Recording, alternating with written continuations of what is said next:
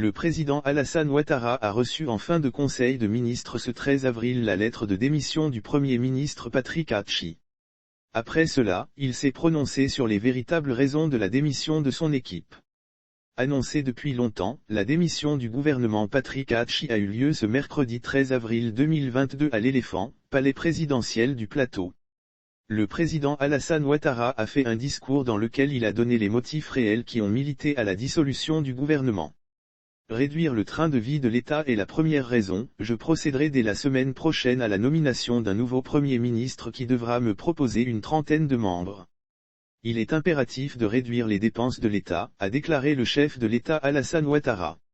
La première raison est donc la réduction du train de vie de l'État.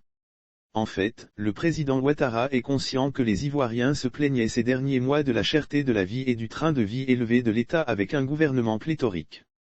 L'argent économisé sera injecté dans des secteurs plus importants, notamment la sécurité, le social. Le président annonce par ailleurs que le nouveau gouvernement comptera une trentaine de membres sans donner de nombre exact. Dans tous les cas, cette mesure est salutaire. En plus, le président Ouattara laisse entendre implicitement que l'argent qui sera économisé après la réduction du train de vie de l'État sera injecté dans des secteurs plus importants, notamment la sécurité, le social, etc.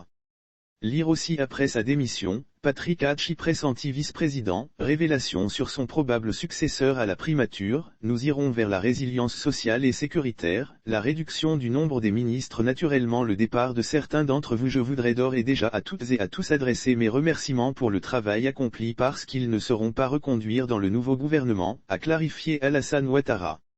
La sécurité est une priorité. Nul n'ignore que la Côte d'Ivoire fait face à une menace terroriste dans le nord et le phénomène de cherté de la vie.